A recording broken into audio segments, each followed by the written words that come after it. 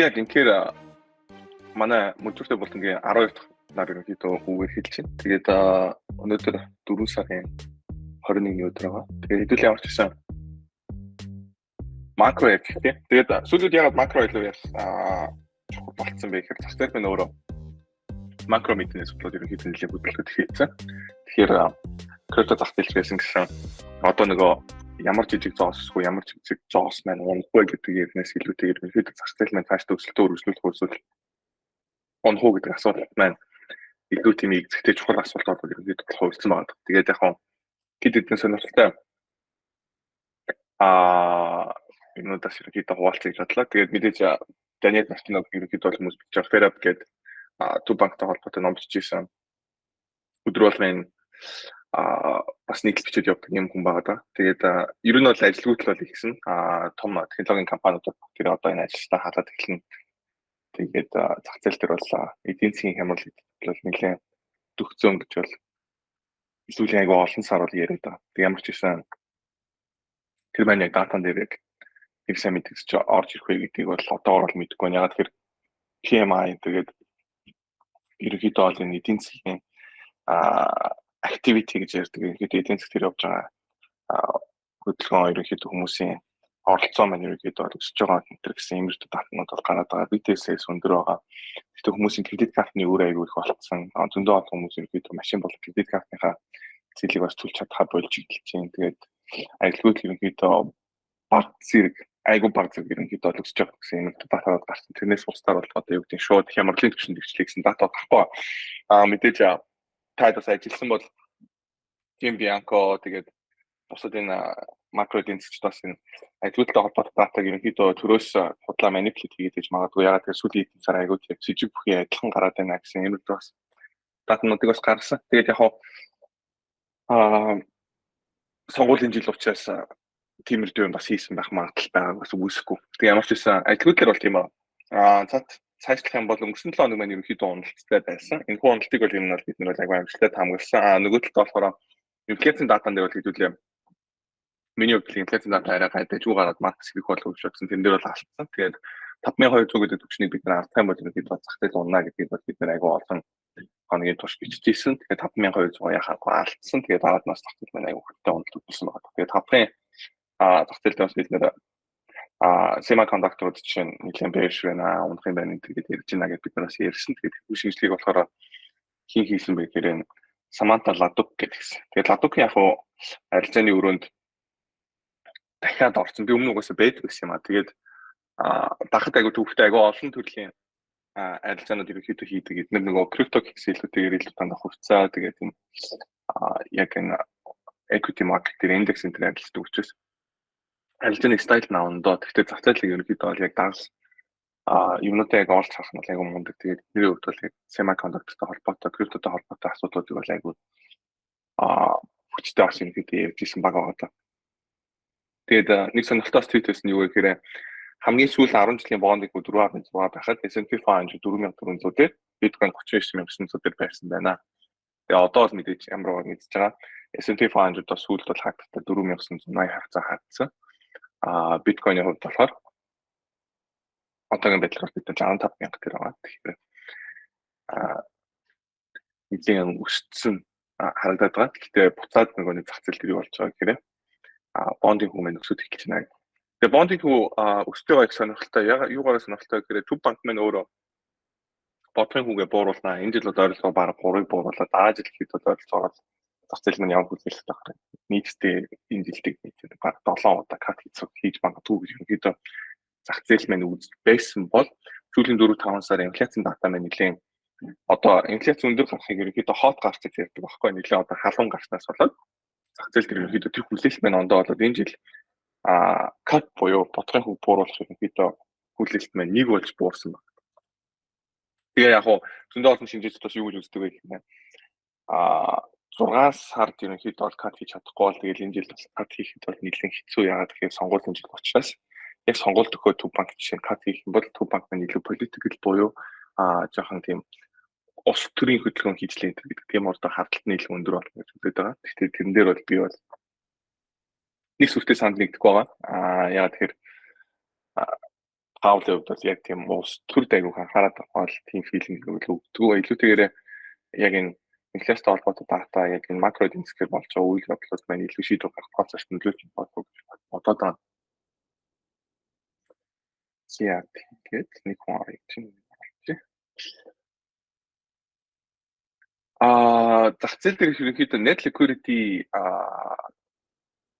яг юунаас хойш 2023 оны 1 сараас хойш ерөнхийдөө бол баг зэргийн өсөлттэй гэхдээ илүү sideways буюу нэг тийм яг бүр ингээд нэг тийм мөнгө тутгаад оруулсан тиймэрхүү байдал бол өсөхгүй байгаа гэж нэг юм зүр зураглуудад гараад байна. Гэтэл liquidity бол янз бүрээр хэмжиж болдог. Одоо чинь зарим хүмүүс бол M2 мөнгөний эргэлтийг бол хардаг бол зарим хүмүүс төрийн санд байгаа мөнгө Төв банкны reverse report байгаа мөнгө дээрээс нь Төв банкны баланс дээр хатгаж байгаа asset-ийн хэмжээг хэмжил нэмэгдэх хэмжээнүүдийг бол нийлүүлж авах сарж байдаг. Тэгээд яг тэр хэмжээнүүдийг ингээд харах юм бол 23 оны ихээс хойш ихэд бол нэг юм баг зэргийн өсөлттэй яваад байгаа.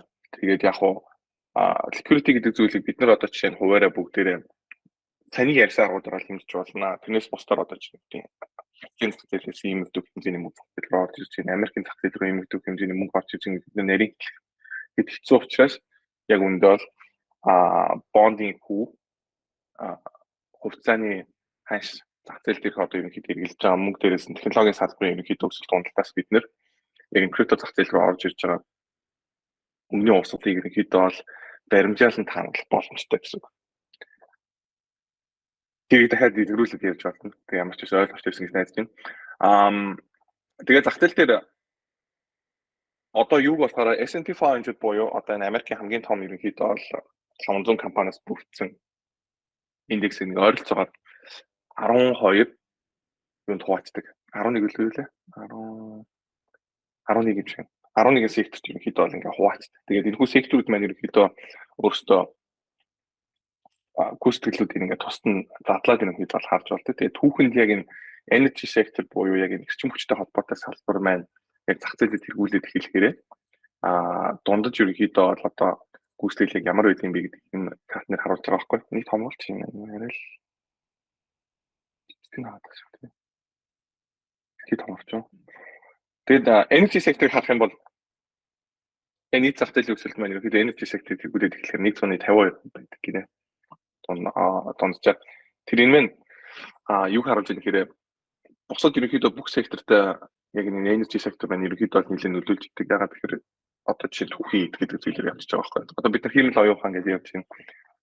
Nvidia, AMD энэ төр чип одоо хэрэглэгдэх нь Intel-ийн одоо Gaudi гэдэг чип жишээ нь хийж байгаа. Тэр жишээ нь хэрэглэгдэх гэж ярьж байгаа боловч яг цаадд нөгөө бүгд л угаасаа тог хэрэглэж байгаа. Тэгээ тог ялруулахын тулд мэдээж нүүр төлн, байгалийн хий төлн эсвэл юу гэдэг те арны зай хураагаар энэ гэдэг иймэрхүү юмнууд маань ихэд тааталтай хэрэглэдэг. Тэгэхээр нөгөө энержи гэдэг зүйл маань яригдж байна гэсэн. Тэгэхээр энержи ханш маань өснө гэдэг маань нийт түүхийдийн ханш өсөөд тэгээд зах зээл дээр ерөнхийдөө бол тийм инфляц орж ирж байгаатай. Тэнцүү болоо. Тэгээд сүүлийн үед ягаад энийг илүү онцлж ярьж байгаа гэхээр яг энэ жилийн секторын гүйцэтгэлийг харах юм бол юу бол тэргүүлээд байгаа. Энержи маркет бол тэргүүлээд байгаа. Тэрийг дэлгэрэнгүй харъя гэдэг юм бол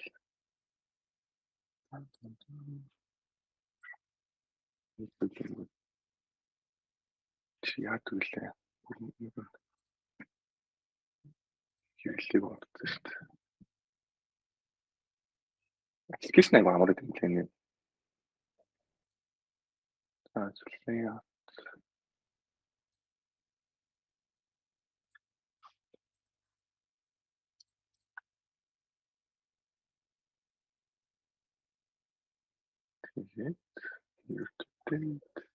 Окей. Онгоцноос хойш ерөнхийдөө гүйцэтгэлийг харах юм бол бид нэр energy market маань ерөнхийдөө 12% өсөлттэй. Тэгээд communication буюу одоо компьютертэй холбоотой сектор болохоор 999%. Агал 10% гэсэн 10% гүйцэтгэл ерөнхийдөө өсөлттэй. Тэгээд дараад нь болохоор санхүүгийн financials гэж ярьдаг ерөнхийдөө санхүүгийн сектор маань болохоор 7% өсөлттэй. Тэгээд industrials 6.76% өсөлттэй. Materials болохоор 418% өсөлттэй. Real estate болохоор уналттай. Y гэдэг маань Y чинь юу вэ? Ямар ч байсан энэ ингээд ерөөхдөө бол уналттай гэсэн үг. U-turn болохоор utility ингээд явж байна гэсэн үг. Тэгээд сонирхолтой нь болохоор юу байгаад байгаа гэхээр бодлогын хүү өндөр байхад real estate-ийн зах зээл дээр илүү нөлөөлөд тэгсэр нь energy sector маань ерөөхдөө бол энэ маань тэгүүлээд өсөж явж байгаа. Тэгээд мэдээж geopolitics өндөр болсон Израиль Ираны дан ерөөхдөө хувцсан гэдэг иймэрхүү асуудал нөлөөлж байгаа гэж ярьж байгаа. Гэхдээ нөгөө талаа Израиль болохоор яг үүнд бол газрын тусгал байгалийн хийх гэж зөвхөн боловсруулдаг орн биш. Ираны хувьд болохоор тийм орн бол мөн байгаа. Тэгээд Америкийн хувьд бол Ирантай сүүлд бол харилцаа сайтай байгаа. Харилцаа сайтай гэдэг нь ямар утгаараа гэхээр Байдны засгийн газар гарч ирээд юм дээр тавьсан байсан, Иран дээр тавьсан байсан санкцыг аваад Иран ерөөхдөө бол газрын тусаа ямар ч тийм юугээр сад дотор байх уу дэлхийн зах зээл дээр өндөр хашаар болоод одоо борлуулаад айгүй мөнгө хийгээд тэрүүгээр зэвсэг хийгээд янз бүрийн дрон энэ хийгээ хуайтаа аваад. Тэгээд яг energy sector маань тэргүүлэхээр яг үүндээ бол нийт зах зээл дээр сайн мэдээ байдгүй юм байна гэдгийг хэлэх гээд байна. Тэгээд energy sector дээр бид нар үргэлжлүүлэн буулж байгаа. Тэгээд цэцэд маань ямар төрлийн хувилбар дээр бид нар бэлдээд байгаа гэхээр хэрвээ инфляц өсөд буцаад инфляц одоо чинь юу гэдэг 10% болохгүй маа гэхэд 5% болоод 6% болоод тэн дээрээ тогтчих юм бол бид нар яг ямар шиг төрлийн багц бүрдүүлээд явах хэрэгтэй бэ гэдэг асуултанд бол бид яг energy sector-тэй холбоотой хугацаанд бидний багцсан байх хэрэгтэй байна гэдэг ийм үнэлтэнд хүрээд байна. За Jim Bianco-с инфляц хүчин гэдэг хүмүүсийн нэг түрүүчийн ихэнд ярьсан Даниэл Мартин болохоор инфляц гэдэг буурна ягаад гэвэл ажилгүйдэл өсөөд эдийн засгийн хямрал орчихээр инфляцийн угаасаа шууд чирээд эргэлтийн шок ороод ирчихээр инфляц байх болсноо чирээд байгаа байхгүй. Тэгэхээр төрөл бүрийн ерөнхийдөө нэг бол гарч байгаа усуд байгаа.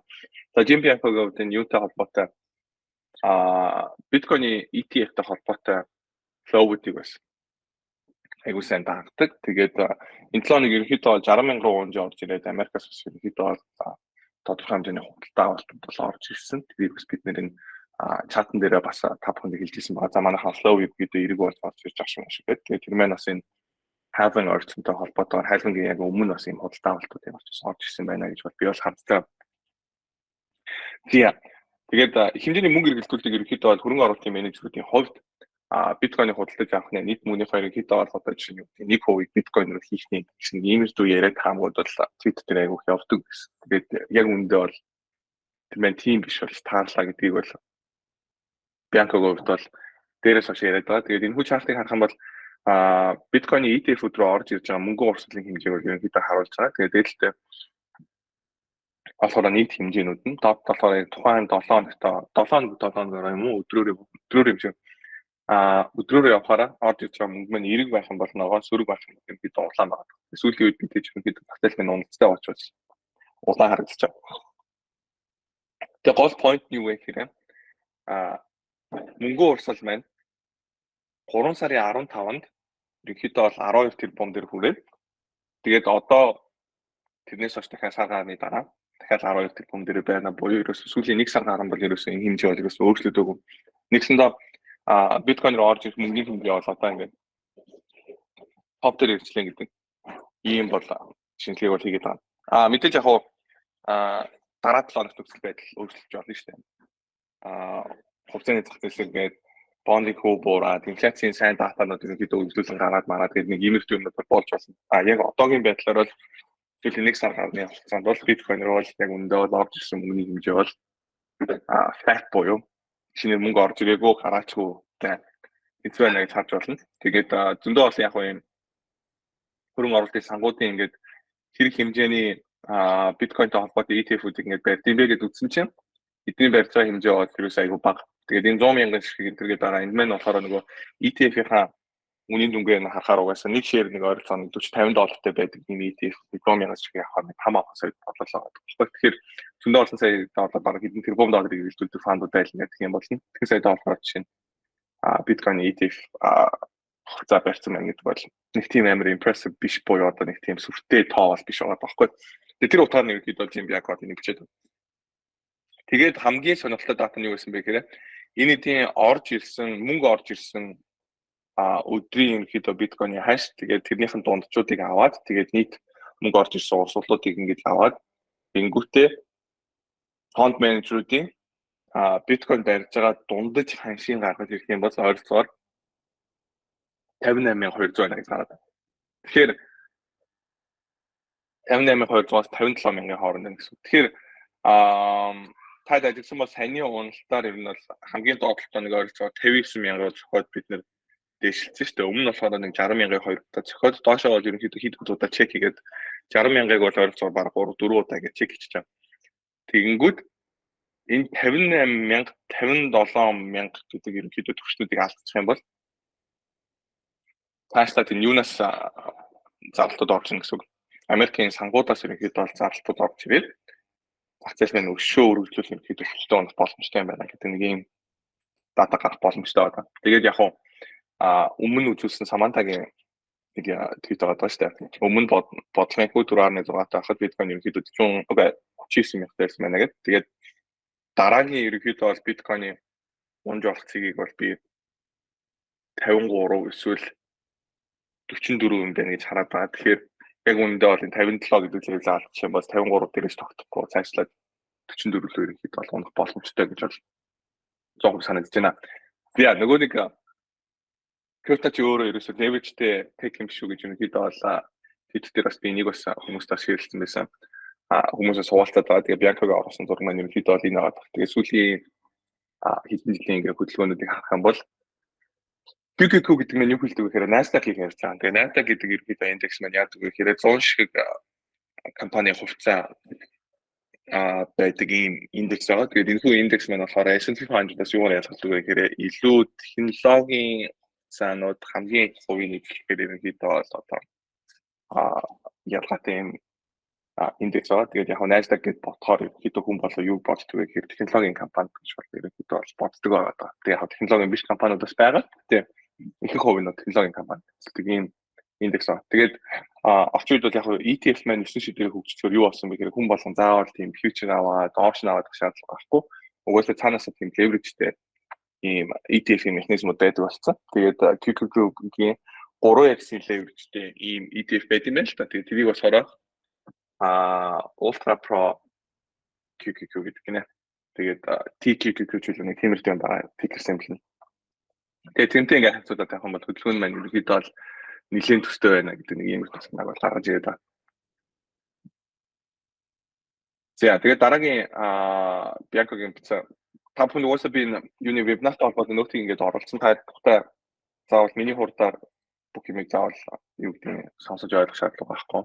Дараад нь өөрөөсөө тухтай нэг бичлэн хараад дэлгэрүүлж уншаад ингээд явж болсон. Тэгээд яг ETF гарч ирснээр decentralization буюу одоо төлөвлөсөн бус байдлаар ерөнхийдөө санхүү системийн хин гэдэг юм өсөх мөрөдлөг ерөнхийдөө бол хүллээ гэдэг нэг юм point яриад байна. Тэгээд энэ маань биткойн одоо чинь юу гэдэг нь те олон санхүү системээс тусдаа Америкээс хамааралгүй том орнуудаас хамааралгүй ийм санхүүгийн системийг барина гэж ярьж ирсэн боловч яг үүндээ бол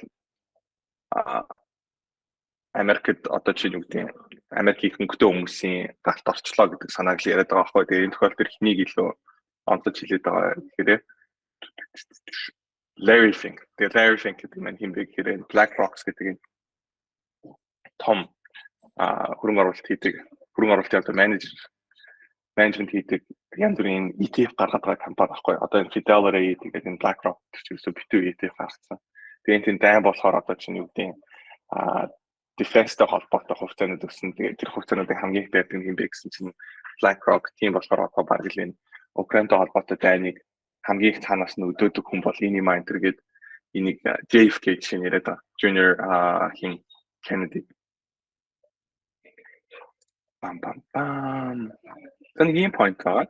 Тэгээд бас дахиад нэг сонирхолтой юм юу вэ гэхээр биткойныг бидний inflation adjusted хэмжээг нь харах юм бол inflation adjusted гэдэг нь монголоор юу гэсэн үг вэ гэхээр инфляц гэдэг нэг үзүүлэлт байгаа. Тэгээд ямар нэгэн зүйл маань өөрөө ингээд үнийн хатаар цаалах нэг инфляц маань давхар огцсон байгаа гэж ütдэг үгнээсээ яг бодит ханшийг авахын тулд тухайн ханшийг нь болохоор инфляц хуваацах юм бол inflation adjusted буюу одоо инфляц тооцогдсон ханшин гарна гэсэн үг байхгүй юу. Тэгээд бид нар inflation adjusted байдлаар ерөнхийдөө биткойны ханшийг харах юм бол бид нар 2021 оны сүүлээр хүрсэн all time high дээр бол ерөнхийдөө бол одоо л гэж очиагүй зүгээр ерөнхийдөө баг triple top хийж байгаа юм шиг ийм дүр зураг хатнаа.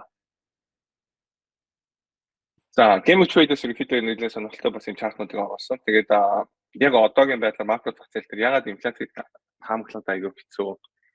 Бид нэр ерөнхийдөө удаа дараалан айгүй олон сарын инфляцийг одоо чинь дараа сараас доогоор гарна, дараа сараас өндөр гарна гэдэг нэг юм байдлаар таамаглаж оролдохоор алдаад байдаг гэхээр угаасаа айгүй хэцүү. Тэгээд мэрэгжлийн олон жилийн макро хийж байгаа улсууд маань ерөнхийдөө хоорондоо байнгын юм санал зөрөлттэй байгаад байгаа.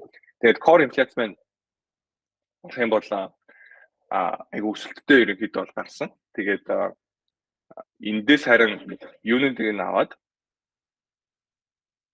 сар сараар ерөнхийдөө бол одоо жилээр өсөлтүүдийг харах юм бол яг үндэ бол нэг тийм өсөлттэй өсөлттэй чинь харагдахгүй байх жишээтэй. Тэг яг хуу өнгөрсөн датан дээр жишээ уналттай гарна гэж бодож итэл ягаад өсөлттэй гарсан бэ гэхээр машины даатгалын хэмжээ өндөр гарсан.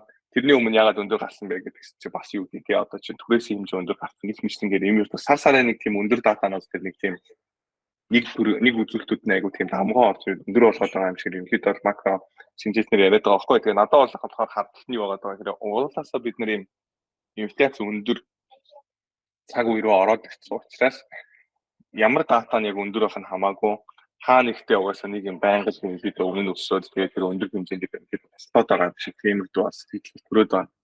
Тэг яг мэдээж энэ бол уруу байж болно. Ягаад тэгэхээр Даниэл Мартиноч гэсэн яриад байгаа тийм ажилгүйд хийх болоод эдийн засгийн ерөнхийдөө хэцүүдэд эхлэхээр хүмүүсээ худалдаа авах чадвар буураад тэгээд угаасаа тэргээд байгаа инфляц ерөнхийдөө буурна гэдэг нь ийм л бас шинжилгээнүүд байгаа. Тэд нар байна бас үнэхээр бодлого үнэлэлтэй. Нэрээ тийм юм байна гэж бас боддог.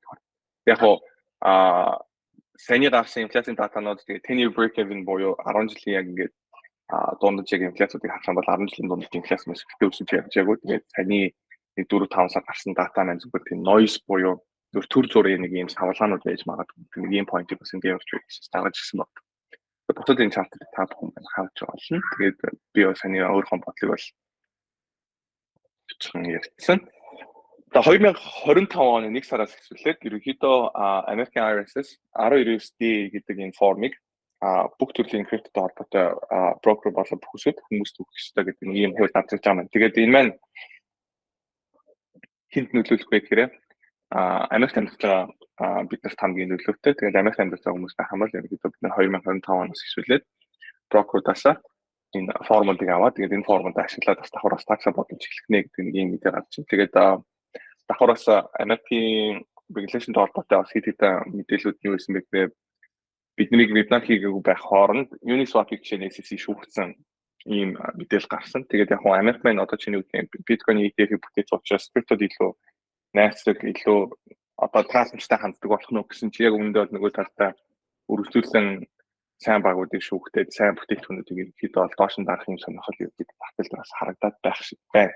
Энэ дээр бас анхаарах хэрэгтэй. Нөгөө талдаа криптоор орж ирж байгаа мөнгө уусгалыг бид нэ зөвхөн Америк хийлтгөө босод одоо чинь том орнуудаас харж байна тийм. Тэгээ сүүлийн үед бол яг алтны өсөлтийг хүмүүс ингэж ярьж байгаа гэхээр Америкийн засгийн газрын бондыг худалдаж авах болоод илүү алт руу ерөнхийдөө мөнгө хийгээд байна. Тэгээд хамгийн их алт авч байгаа газрууд маань ерөнхийдөө бол одоо юу гэдэг тийм Орос болон Хятадын төв банкнууд тэгээд дээрээс нь Хятадын иргэд энэ төр бол аягүй хэмжээгээр алт худалдаж авч байна гэж ярьж байгаа.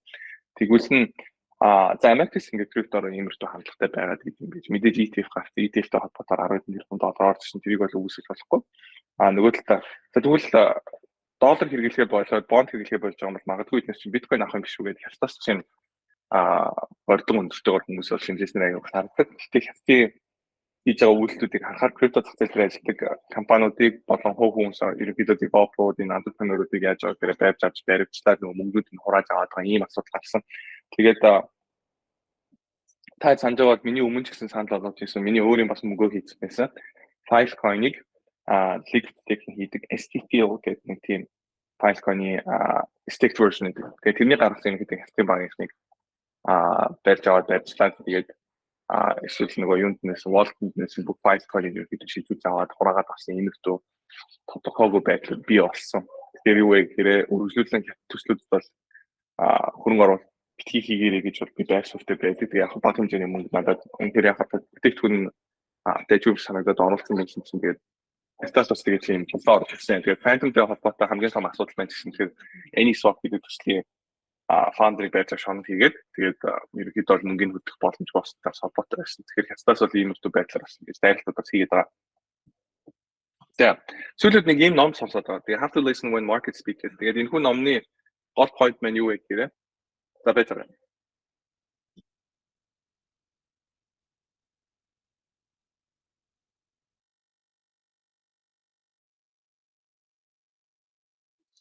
Манай хот намайг бүтэн саяны өглөө ажил хийсэн юм бүр итгэхгүй байгаа гэж. Бид нар бас бүтэн саяны амраад сүмдээ явдаг өдөр болохоор юу ч өөрөө өглөө нөгөө сэрүүлэггүй зэрэгцэхгүй. Have to listen when markets speak it. Яг энэ номон дээр айгуу гоё тийм нэг point яриад байгаа. Lawrence McDonald гэдэг. Тэгээд яг ингээд санхүүгийн сүүлийн ингээд айгуу олон жилүүд ингээд түүхүүдийг харахаар юу харагдаж байна гэхээр ингэж яриад байгаа. 2008 оны Lehman Brothers-ийн бид онолтоор өөрөө айгуу мөнгө алдсан юм байна л да. Тэгээд яг ингээд globalization-тэй холбоотой, deglobalization-тэй холбоотой energy ингээд трендүүдийг дагаад явхад одоо дараагийн ингээд хувьцааны зах зээл дээр явах тренд маань юу вэ гэхээр нэг секторээс нөгөө секторээр ерөнхийдөө мөнгө урсгал мөнгө шилжих ерөнхийдөө явлаа.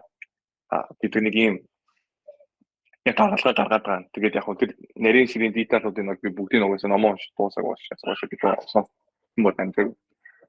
Тэгээд нэг point нь болохоор юу вэ гэхээр одоо байгаа бид S&P 500 дээрх секторууд ерөнхийдөө weight буюу одоо хэмжээнүүдийг ярих юм бол юу байгаа даа гэхээр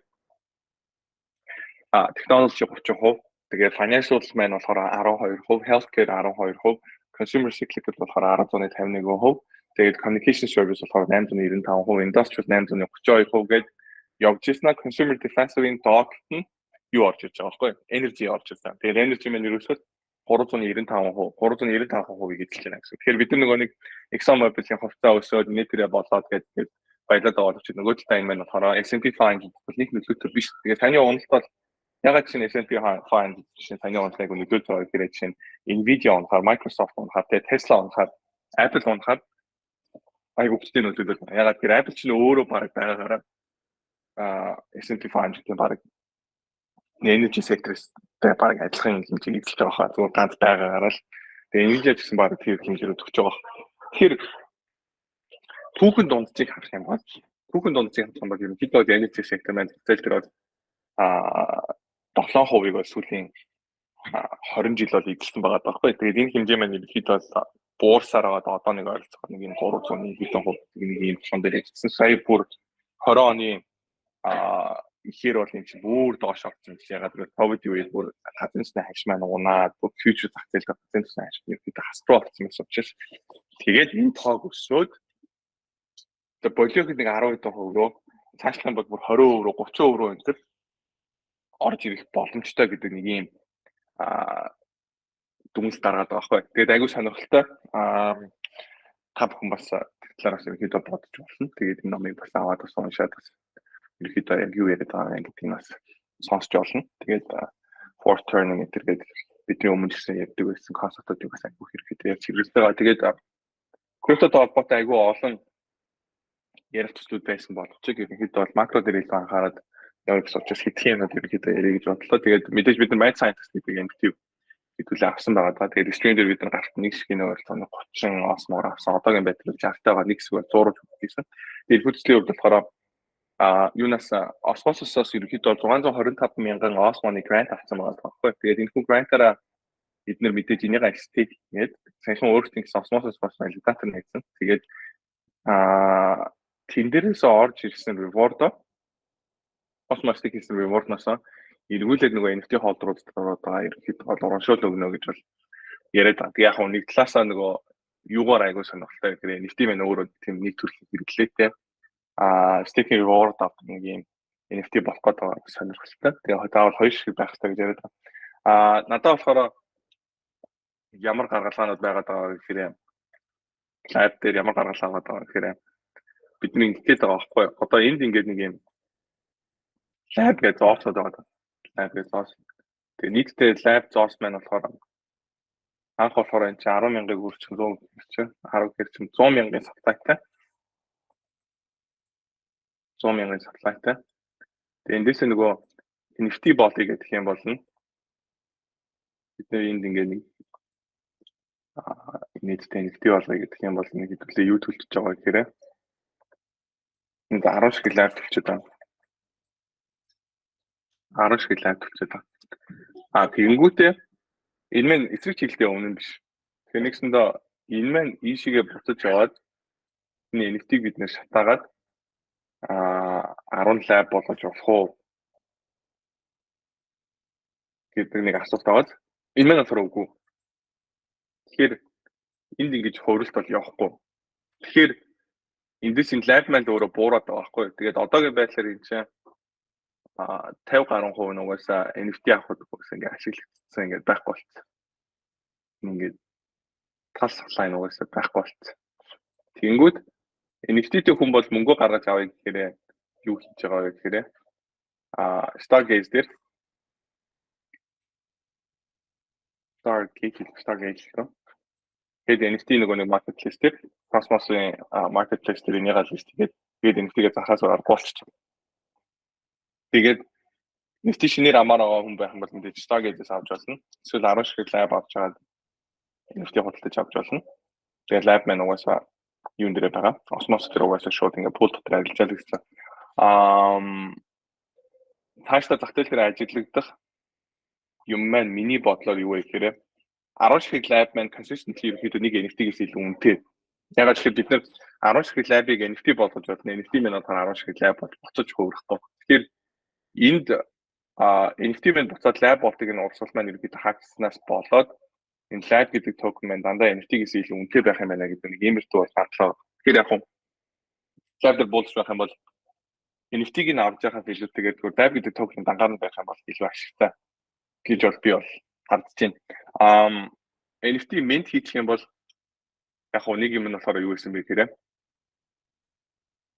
airdrop авах гэдэг. Тэгээ Backbone Labs чинь өөрөөсөө нэг Soul гэж зоос гаргаад байгаа. Гэхдээ тэр Soul гэдэг нь өөрсдийнх нь тэр өмнө гаргаж ирсэн баглаа олон NFT-нүүд бүгдээр нь airdrop авах гэхээр яг үүндээ бол энэ MadLab гэдэг энэ NFT байдаг усаас тэр хэмжээ нь бол миний бодлоор бага байх болох. Нэг сүртэй лаг өндөр ашигтай airdrop бол надад болохооргүй санагдаад. Тэгэхээр airdrop-оос нь болоод одоо чинь юу гэдэг баг хэмжээний мөнгө дэлгүүлж байгаа нэг заавал гэж нэгтийг авах чичээд шаардлага байхгүй. Надад бол энэ library зоосыг аваад Osmos дээр pool дотор нь оруулж илүү ашигтай тийм хөлбөр байхаар санагдаад байна. За энэ дээр бол $30 гэрнэ бол энэ пам. Ой нөгөөдгөө юу гэж байна. Энэ хануудыг Дун. Баяр.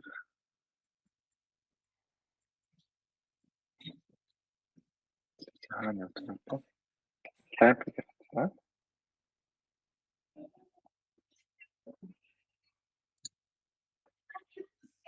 За тэгээд яг хоо Mitosis гэдэг нэг юм зүйл гарч байгаа юм. Тэгээд яг хоо дахиад нөгөө Celestial гэртэй Dimension гэртэй төстэй. Тэгээд хийдэг чэнэлүүд донд нь холбосон ингээд security дээр уурчлаад юм гэдэг тийм гэж яриад. Яг хоо хэр хийж чадсан мэдэхгүй. Тэгээд энэ төрлийн төслүүд дээр ямар асуудал бий болсон бэ гэхээр айгүй олон төслүүд байна. Яг нэг төрлийн юм ярьж байгаа, яг нэг төрлийн юм хийх гэж оролдож байгаа айгүй олон төслүүд. Тэгээд зах зээл дээр нөгөө noise болцсон. Тэгээд надад эдгээр яг юугаараа ялгараад аль нь илүү ингээд мундаг байгаад нэгнээсээ нөгөөх нь яаж илүү байгаад хин нь ялах гэдэг бол надад бол ойлгомжгүй байна. Тэгэхээр иймэрхүү төслүүдийг бол зүгээр харж байгаа, ажиглаж байгаа тийм юу гэх юм. Энд дээр нь буулж байна гэж хэлээд бол айгүй хэцүү. За яг хоо bad kids гэдэг NFT-тэй тэгээд дээрэс нь энэ нөгөө нэг манай Mad Labs гэдэг одоо NFT-тэй хүмүүс байх юм бол Discord-д ороод угаасаа roll up болж байгаа. Тэгээд Discord-д орж roll авч байгаа нэг иймэрдүү airdrop гэдэг campaign-д ордог нэг иймэрдүү стайл ерөөхдөө сүүлийн үед бол гарч. Тэгээ wormhole дээр би яагаад нэг bad kids гэдэг NFT дээр авах байсан болгож алчлаа гэж яриадсан юм. Энэтэй холбоотой. Тэгээ та бүхэн маань энэ NFT-тэй бол ийм өрөөнд ороод чинь roll авч болох нэ. За Hyperliquid гэдэг exchange байгаа. Hyperliquid гэдэг exchange маань юу гаргасан бэ гэхээр HIP1, HIP2 гэдэг нэг юм хоёр концепт гаргасан. Тэгээд HIP1 маань болохоор юу байсан бэ гэхээр deploy native tokens and on-chain spot order books гэж байна. Тэгэхээр Hyperliquid маань leverage-тэй харилцаатай exchange байсан бол одоо ганцхан leverage-тэй харилцаасаа гадна өөрсдийнхөө энэ chain дээрээ шууд spot-ороо зоос арилж болдог болгож байгаа нэг юм шинэ юм хийлээ. Тэгээд эдгээр airdrop өгөхгүй угаасаа хүмүүстэй нэг point гэдэг юм өгөөд бид нар points дээрээс авч цуглуулаад яваад байгаа шүү дээ. Тэгээд points-ын хэмжээгээр эдгээр юу гэхтэй тэгэхээр per get ийм одоо муурны тиймтэй meme coin гэсэн байгаа да. Тэгээд тэр маань болохоор 1 тэрбум ширхэг DOS-ны supply-тай 50% нь болохоор яг энэ HIP2 гэдэг дээр байгаа hyper liquidity гэдэг concept-аараа exchange дээр юу болоод үлдчихэж байгаа. Market making одоо хийдэг нэг юм DOS болж байгаа үлдээд тэгээд 50% нь болохоор хүмүүс рүү тараачиж байгаа. Тэгээд энд болохоор ямар хардлагт яваад байгаа гэхээр би нэг юун дээр бичсэн намайг бичснээс хойш энэ маань ханшин угаасаа юу болсон бэ? 2x хийсэн. Тэгээд инхигийн авч байгаа meme DOS гэдэг та бүхэн санаж байгаа угаасаа энэ дээр бичснээс өглөөний митинг дээр. Тэгээд тэрнээс хойш хэд бол энэ 2x хийсэн байгаа. Хардлагт нь юу вэ гэхээр за point ингээд өгчдөг. Тэгээд тэгэхээр зөндөө авсан ингээд airdrop хийж чаддаг байгаа учраас бидний airdrop-ийн механизм дээр бүрийн өөрчлөлтүүдийг төслүүд хийгээд байгаа байхгүй. Одоо чинь Saga-гийн airdrop-ыг харах юм бол Cosmos ecosystem дээр ингээд бүгдээрэнд нь airdrop өгсөн юм шиг хэрнээ. Гэтэл хийж байгаа хэмжээгээ зөвхөн нэмсэн wallet-ууд өгчөж байгаа байхгүй. Тэгэхээр нэгсэн нь чи 100 шиг DOS-ыг хийдэг байсан бол тэрийг 105 болгоод 110 болгоод өсгөөгөө бол нөхгүй. Бууруулаад зарим загцсан байх юм бол нөхгүй. Тэр нэг ийм нэг балай шаалгуу тавьцаа байгаа байхгүй. Надад болохоор энэ Per гэдэг DOS-ыг нэг ийм meme coin гаргаснараа нэгт болохоор спорт арилж болтгоо. Тэгэл харуулсан байгаа. Тэрийг мэдээж байна.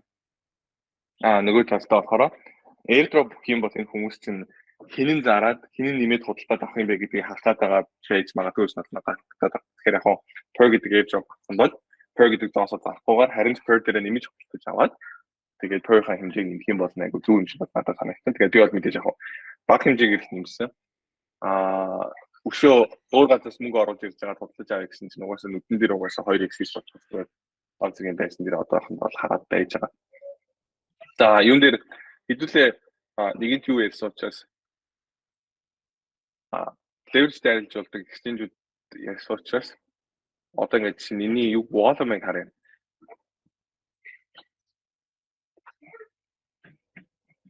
Одоогийн байдлаар зах зээл дээр байгаа хамгийн өндөр volume хийж байгаа leverage-тэй exchange-ийг харах юм бол нэгт болохоор DYDX байгаа. Хоёрт болохоор шинээр нэг юм төсөл ороод би нэг бас хэрэгж үзээг Synth Futures гэдэг. Тэгээд энэ Blast болон Polygon хоёр дээр байгаа гинэ. Гуравт нь болохоор манай Hyperliquid орж иж байгаа. Дөрөвт нь болохоор энэ Starknet дээр байдаг Rabbit гэдэг орж иж байгаа. Rabbit-ийн тоо бол миний бодлоор худлаа тоо. Ягаад тэгэхээр зүгээр airdrop авах гэж энэ тоо бол ингэж хэмжээр өндөр байгаа гэж бол надад санагдсан. Hyperliquid-ийн ч гэсэн зөндөө олон volume бол угаасаа airdrop авах гэж угаасаа худлаа байгаа. Энийг бол энийг авах гэж бүр гарууд бол угаасаа амар олон мянган доллар зарцуулсан худлаа volume-д бол оруулж ирж байгаа угаасаа ойлгомжтой тэр. Миний хувьд бол зөв Volumex гэж худлаа арилжаа гэж мөнгө алдаж байхаар зөв яг боддоор өөрөө өснө уун гэж бодож байгаа юмудаа арилж яваад тэгээд бодит volume үзгээд тэгээд тэн дээр airdrop авсан илүү амар санагдсан. Тэгээд та бүхэн маань өөрсдийнхөө ерөнхийдөө тактик хэрэгжүүлж байна. Энийг бол би дээрээс хойш ярьж байгаа. Тэгээд аль хэдийн 3-т ороод ирсэн DYDX дээр хэд бол зэрэгцээд ерөнхийдөө ороод ирж байгаа. Тэгээд мэдээж яг airdrop campaign буурахаар энэ том нь буураад хаашаа бууж очихгүй гэдгийг бол мэдэхгүй. Гэхдээ ямар ч гэсэн одоогийн зах байдлаар бол бараг DYDX дээр өрсөлдөхгүй зэрэгцээд бол энэ төсөл болж орж гээд байгаа юм. Тэгээд надад бол юу санагдаад байгаа гэхээр Hyperliquid-ийн airdrop бол болио гэхэд л Evo шиг үнэлэгдэнэ. Тэгээ Evo маань одоо зах зээл дээр ямар үнэлгээтэй байна гэхээр сүүлд бүр 18% төсөө ороод ирчихсэн. Fully diluted market cap маань 1.8 тэрбум байгаа. Тэгээ DYDX байна гэхэд бас юм л байгаа хаа. DYDX бүр Evo-гийн доор орсон шүү дээ. Вау. 1.7 тэрбумтай. Тэгэхээр би бол болио гэхэд доор ажил 1.5 болон 7 тэрбумын үнэлгээтэй ийм зоос байх болов уу гэж бодож байна. Тэгээд энэ бол нэгэн хүлээгдэж байгаа мундаг airdrop болно. Тэгээ Hyperliquid дээр үргэлжлүүлэн болох шагаа. Ийм зүйл байна та. Тэгээд энэ дээр мэдээж манай HMX дээр илүү airdrop байхаа болсон. Тэгээ HMX маань volume маань ерөөдөө нэлээд өндөр 327 сая volume ерөөдөө хийж байгаа харагдсан. Тэгээд ханшман болохоор олж өгч чадчихгүй. Надад HMX бас энэ дээр бас хөрхөн анхаарал татвар санагдлаа. Тэгээд ойрын хугацаанд ерөнхийдөө бол ярилцсан зүйл маань. Orderly network дээр мэдээж бас Merge гэдэг оноо гэж хэлсэн. Тэгээд энэ маань болохоор ямар төрлийн exchange хийгээд байгаа гэхээр LogX өөсөө юм дээр software chat руу ороод болж байгаа. LogX тэгээд нөгөөт нь болохоор WooX тэгээд өөр нэг мэдгүй 2-3 exchange байна. энэ exchange-уудыг ерөнхийдөө бол ашиглаад унаах боломжтой. Тэгээд энэ orderly network гэдэг зүйлтэй бас үргэлжлүүлэн болж байна. Надад бол энэ төсөл бол орж ирээд шууд тэрбум долларын үнэлгээтэй бол гарч ирнэ гэдэгт бол нэлээд ихтэй байгаа. Мэдээ зах зээл мэн өсөлттэй байвал ч унаад байгаа гэдэг мэдээж хүмүүс тоохгүй байна. Тэгэхээр энэ бас нэлээд бүрхэн airdrop болох бах. Энэ дээр бас манайх идэвхтэй оролцоод яваар гэж байна. Танд болгож байна. Тэгээд энэ хүрээд өнөөдрийн вебинар дуусчихин. Тэгээд 12 дахь вебинарт идэвхтэй оролцсон та бүхэнд баярлалаа. Дараагийн дугаараар уулзъя.